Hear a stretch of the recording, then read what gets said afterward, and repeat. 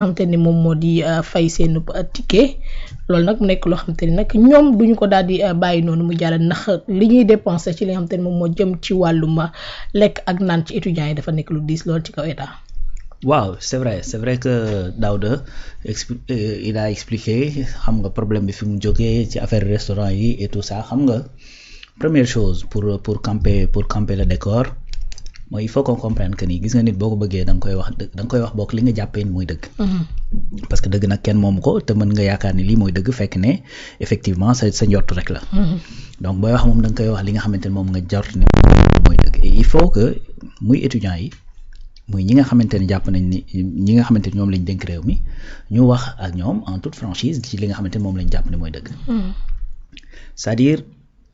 ngénte tubaab comme niñ ko doon waxee ñun ci suñuy génération léegi ñu koy wax journée sans ticket GST c'est-à-dire forme de lutte la mais du lu yoon cautionné. du loo xamante ni yoon la parce que restaurant yi ña nga xamante ni ñoo koy exploité effectivement ay privé lañu te bu fekkee ne dañ faa am loo xamante ne dañ ko perte ci bis yooyu c'est-à-dire état moo leen koy fay donc ay charge la yoo xamante ni dafay wëlbati ko tegu ci état maintenant li tax muy wax loolu mooy tey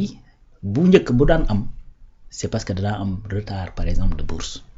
ñu ne kat ñun fayeeko ñu kon amatuñ luñ dundee il faut que dañuy dem def ngénte tubaab léegi ñu koy wax GST. donc loolu la Daouda di jéem a expliquer que ni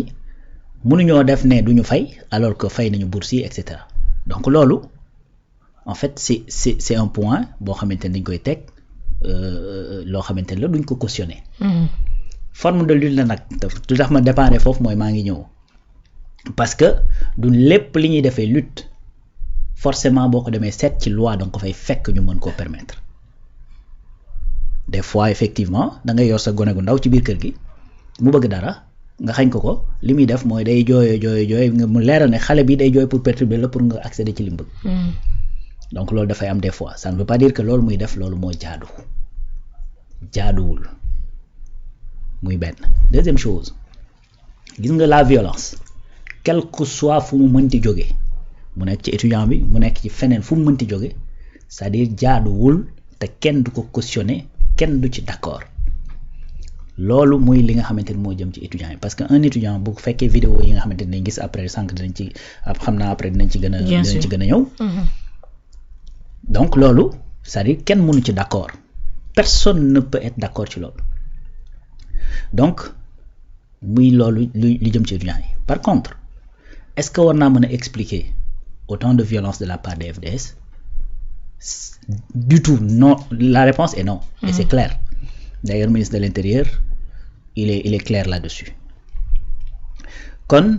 Daouda li muy jëm a expliquer mooy effectivement gars yi dañ doon def GST alors que entre guillemets waruñu ko war mën a def parce que jot nañu seeni bourse mais par contre dafa continuer wax ne fi ma jàpp ne mooy problème bi mooy changement yi ñu war a def ci bourse yi te laa man laa jàpp ne également y a un problème c'est-à-dire réforme bi Daouda def bu ko Daouda deful tey danañ ko def suba wañ def ko ginnaaw suba parce que dafa am loo xamante ni c'est pas viable mënta dem mais est-ce que da ngay def saafara buy yokk jàngoro. pour man loolu du xalaat. am na foo xamante ni boo fi tolloo yëf yi am ay jafe-jafe c'est-à-dire da ngay indi ay réformes mais mën na nekk ay réformes yoo xamante ni dañ koy étaler xool leen yéen les étudiants fu mu toll nii ni ñu leen di fayee yëf yi normalul te vous savez que normalul. étudiants yi ñoo la gën a xam ni affaire bi dafa am problème parce que chevauchement année yi ñoo la ko gën a xam. d'ailleurs bu wax ji baree ci foofu lu ñu lay wax mooy c'est pas de notre faute parce que du ñun ñoo ko créé loolu dëgg la mais même bu fekkee ni yéen créé luñ ko le problème est là et il faut qu'on le règle loolu moom saa il faut que ñëpp xam ko muy étudiant bi muy kum ci mënti doon il faut que ñu xam ne année yu chevauché c'est un problème et il faut que ñu régler ko te loolu mënuñu koo régler te du am ay heures c'est pas possible parce que xale bi nga xamante ne danaan la man ba loolu di am man sama yoon nekku ci pourquoi mu war a subir les conséquences question boobu dafay légitime. mais par contre buñ ko réglé wul ci moom dañ koy jox rakam wala ñu jox ko rakam. kon il faut à un certain moment qu'on dise stop ñu taxaw ñu ne il faut que ñu changer affaire donc loolu problème day am mais est-ce que da nga koy def de manière brutale boo xamante ne tak dafay créer des cassures je ne le crois pas pour man réforme yu war a nekk la yoo xamante ne dañ ko war a def jëm ci wàllu bourse yi parce que tey su fekkee ni mensualité yi la seetlu xale yi duñ ci am problème mais quand il s'agit de rappel foofu le coow li nekk parce que rappel bi effectivement dafa am benn volet social boo xamante ne da koy jouer parce que alal ju daja xaalis bu dajaloo la jot 40 000 par mois ak ñu dajaleel la ko plusieurs mois daal la koy jox bokkul li nga ciy mën a régler d'un coup bokkul da ngay gis sax am na jeune bu la naan am na ci ñoo xamante ni campus France bi ñu bëggoon dem ci lii lañ doon xaar pour jël 90 000 yi fay xam nga bu ñu la fayee mensualité mënoo génne 90 000 parce que bourse bi toll noonu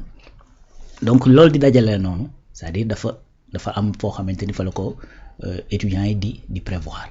mais est-ce que yow au nom de da nga koy prévoir ci foofu dañ la ko war a jox yow ni nga ko bëggee loolu tamit faaw ñu waxtaanee ko dañu waxante dëgg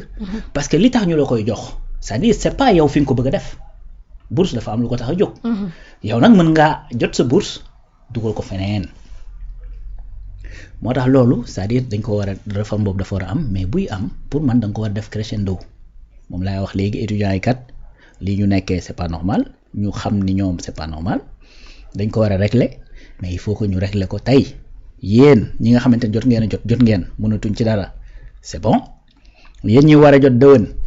il faut ngeen xam ni à partir de dëwën yëf yi dootul demeeti noonu bu yeboo ngeen def d'autres plans ngeen def beneen organisation boo xamante ne di ngeen xool nu ngeen di seen yi ngeen di prévoir nu ngeen koy tuddee mais sachez que à partir de dëwën yëf yi dootul demeeti noonu su boobaa nag bu xale yi jógee di kaas ak di def yëf mais nit ñi dinañ toog ñoom ne leen xam ngeen lan la tamit jox leen ñu tuuti cër quand même mais il faudrait que effectivement loolu ñu kii ko donc Daouda ñëw na ci point boobu et puis jàpp naa ni si réforme yooyu ay réforme yu mënta ñàkk la mais il faut que ñu xool nuñ ko étaler parce que tey boo xoolee li nga xamante ni mooy ci wàllu réforme xam nga du ci étudiants yi la ñuy soog waxee réforme justice bi xam nga def nañu ay assises de la justice ça fait longtemps pourtant dañoo jël temps parce que dañuy bañ cassure am donc c'est de la même manière je pense que war nañ koo mën a transposer fële ci université beneen affaire boo xamante ni dama ko noté ci intervention Daouda mooy wax na également ci campus social bi ne du franchise loolu da cee sax insister à quel point da ko jox gëdd la plupart des Sénégalais comprendre nañ loolu parce que c'est pas la première fois Daouda di ko expliquer Daouda Ngom le ministre donc boo xoolee li ñuy wax mooy man bokk en tout cas li may dégg dem ba tey wala bokk man ma bokk ci ñi ko wax waxuñu ne dañoo violer les franchises dañ ne la fa dugal mën leen wax génnaat leen bien sûr te ba ñuy dànkaafu boobu fekkagul day am ba ñuy wax di bind sur les réseaux di naan faites attention ce qui se passe fële man bi may bind naan lii xew université mi ngi bëgg a ëpp loxo teguñu ci 2 heures ñu wax ne am na ku fa wàcc donc loolu lañ doon wax en vérité parce que dañoo gis affaire bi di ñëw violence bi di yëg crescendo maintenant lañ doon woote rek mooy kii wax ne dugg leen bu waxee ne reculer rek ñu reculer parce que tey su fekkee ni amul jàmmarloo li olof di wax naan ñaari lam ñooy mën a yëngu ci benn lam du yëngatu mais loolu dafa am c'est ça qu'on disait mais effectivement franchise c'est-à-dire ci campus pédagogique lay am bokkul campus social bokkul ci franchise donc campus social les forces de l'ordre soxlawuñu autorisation wu wala boog demande kii nga xamante ne moom mooy recteur pour mën fa dugg mais même ci campus pédagogique niñ ko préciser buñ demee ba nga xamante ni menace dafa am dundu doomu aadama wala matériel bi ñu nar ko yàq ak yu demee noonu su boobaa itam soxlawoo même autorisation kon ça veut dire que même la franchise pédagogique elle est relative parce que problème demee ba am mën nga faa dugg mais par contre c'est-à-dire ci lu toll ni campus social ay FDS nekk fa di utiliser matériel bi ñuy utiliser jàkkaarloog ay étudiants c'est-à-dire bu yàggee luy tooy ci étudiants yi lay jóge lii moo taxoon nit ñi doon dànkaafu tout simplement di wax ni na reculade am balaa l'irréparable li xew la fa xew nag xëy na de manière factuelle enquête génneegul ba ñu mën a xam ni Abdoulaye nii la demee ak nii la demee mais en vérité daal lii la gars yi doon daw bi ñuy dànkaafu di wax naan franchise bi et cetera beneen point boo xamante ni da ko soulever muy l'âge bi nga xamante ni moom la benn exemple la joxe mu ne am na ci amicale yi kenn koo xamante ni 31 ans la am def na fa 10 ans ci biir université bi et cetera su ko loi permettre lan moo koy tere doon moo tax effectivement quand le ministre a dit que ni lu ñu war a waxtaanee la je suis ok mais tey pour man du loo xamante ne xëy na sax ñun opinion bi am na lu ñu ko kii xëy na nag boo koy wax c'est pour après li ñëw derrière mooy bi muy wax ne effectivement dafa am ay hommes politiques yoo xamante ne ñoom lañu gis ñu def influence moo tax boo tàmbalee ne ku am 31 ans def ci université bi 10 ans boo ñëwee derrière nga ni effectivement dafa am influence xëy na loolu mën na koo layal mais encore une fois dama koy renvoyer à Maître Bamba Cissé li nga xamante ne moom lay wax à chaque fois nous sommes à cheval sur les textes lépp lu ñuy def dañ koy fondé ci textes yi donc bu fekkee ni kooku am 31 ans def 10 ans à l'université bu fekkee moom jomam may nag ko te terey textes yi terewuñ ko ooy la man d'ailleurs certainement textes yi ñàkk koo tere moo tax xam naa ni mu toog fa ba tey bu amul texte bu ko prévoir tout ce qui n'est pas interdit est permis c'est-à-dire c'est au ministère de réfléchir et de trouver des solutions et des réponses ci loolu ba nga xamante ni du dugg université war faa def 5 ans def fa 10 ans parce que bu fekkee daf faa def 10 ans inscrire nekk étudiant di jàng ba tey yàgg fa moom bu ko gàccee rayul ba mu mën faa toog ba at yooyu c'est-à-dire bu fekkee benn texte terew ko mais benn texte terew ko loolu nag en vérité quelque part le ministre nous donne benn information comme quoi que ni da koy dolli sax ci problème yi nga xamante ni ñoo nekk ci enseignement supérieur te ñu war ko adresser war ko régler bon c'est des problèmes qui sont yu difficile la yoo xamante ni fi la ko fekk mais en vérité looloo tax ñu changer état chaque fois moo ko bi ñu changer de régime c'est pour régler ay problèmes du li fi baax la ñu bëgg a defaraat donc loolu également pour man étudiant bu am autant d'années nekk à l'université quelque part c'est l'échec du système universitaire parce que waroon nañ def de telle sorte que kenn du fa toog at yu yàgg bu ñu respecté woon calendrier bu normal. bu ñu respecté woon parce que loolu du benn année bu chevauché wu moo koy indi. non ku war a def 5 ans def 10 ans du benn. des fois effectivement mën ngaa cartouché fii dem fële je sais pas ba xam léegi mais à l'époque noonu la doon demee da ngay gis ku jógee fac droit ñëw fac lettre gis ku jógee fac lettre dem ci beneen kii et cetera parce que cartouché na fële def na 2 ans après dellu soit fii wala boo ko redoublé na benn année dem na après jàll na licence reprendre na ko et cetera et cetera donc quelque part moom laay wax ne même xëy na échec gu système universitaire bi la. parce que su demee woon ni mu war a demee ba nga xamante ne gars yi dañu fa dugg rapidement def li ñu war a def génn nekk ci leneen xëy na gars yi duñ fa kii avantage yu fa nekk nag ay avantages yu fa nekk la des fois y a des gens yu nga xamante ne dañuy ñëw di ko voilà donc loolu muy beneen point boo xamante ne c'est par rapport à l'âge pour man ça c'est pas une information même pertinente. donc boo xamante ni mën nañ ko kii donc s'il a la possibilité d'être là-bas pendant 10 ans c'est certainement parce que xëy na textes yi ñoo ko permettre parce que su fekkoon textes yooyu sax permettre uñ ko nan lay def ba nekk président amical s'il n'est pas étudiant donc loolu la kon pour man mi léegi beneen point mooy parce que bii dafa enchaîner ak politicien ak kii la wax nu mu koy tudd des influences extérieures après daal di wax des influences même politiques gis nga Roba je te dis une chose maanaam université Cheikh Anta Diop ba muy université Cheikh Anta Diop ba tey laa la wax mësta ñàkk influence politique musu faa dañ ça a toujours été comme ça l'université a toujours été politique et politisée noonu la mës a demee te tey dans d'autres pays xëy na dañuy gën a am nag dal xëy na am na problème yoo xamante ni ñoom dépassé nañ ko mais dans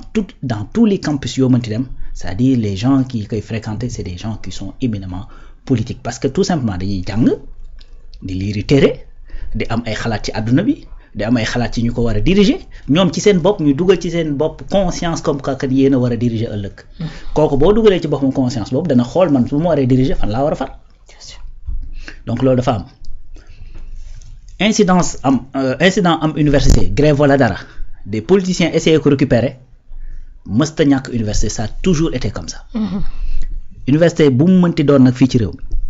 toujours dafa yàgg am loolu biir université da ngay dugg melting pot la c'est-à-dire da ngay fekk murit yi fii tijaan yi fële ibaadu yi fële yeneen tarixa yi fële socialistes yi fii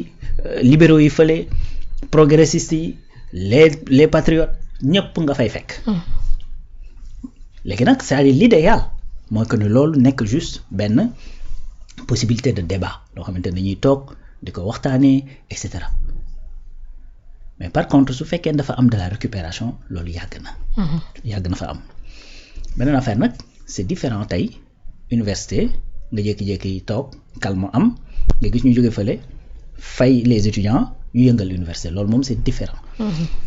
te loolu su amee c'est-à-dire il faut que toute la responsabilité soit située et que même su fekkee ni c'est dans une manifestation am ñu ci ñëw laxasu ñëw dugg ci pour indi ay yeneen problème yoo xamante ne dafay amplifier pour indi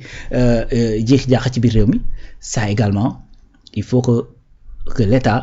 def li mu war a def ba nga xamante ni les responsabilités seront situées parce que tout simplement ce qui se passe à l'université xëy na am na ay spécificité parce que tey ci Bamba Cissé jot nañu ay informations yoo xamante ni am na ay spécificité mais par contre état bi fi nekkoon démb di am ay jafe-jafe ba ñu yegg ci yenn yi état boobu moo fi nekkaat tey c'est les régimes qui ont changé régime yi nag bi muy changé maa ngi koy wax ci benn texte boo xamante ni xaw na sax créer tuuti polémique j'ai vu même des quelques attaques yu demee noonu may wax ne FDS yi ñuy wax ñi ci retraité diggante 2021 ak léegi bariwut c'est-à-dire c'est la même police c'est la même gendarmerie li changé ci diggante bi c'est les donneurs d'ordre mooy les autorités politiques yi ñu faat ñoom ñoo changé kon bu ñu yaakaaree changement ci police boobu ci ñiñ ko yaakaar du li fi nekkoon démb ak bërki démb ci ñu bees ñi ñëw la bien sûr moo tax li Bamba Cissé di wax ne doctrine bu bees bi et cetera ñàkk indi arme ak yu ni mel c'est-à-dire foofu la ñuy xaar le nouveau régime que ñu indi des changements aussi bien dans la pratique que dans les textes parce que mooy li Bamba di wax ne toujours on est à cheval sur les textes mais un texte boo ko dee topp problème di am changer le texte bi xëy na problème bi du yow texte bi la bien sûr voilà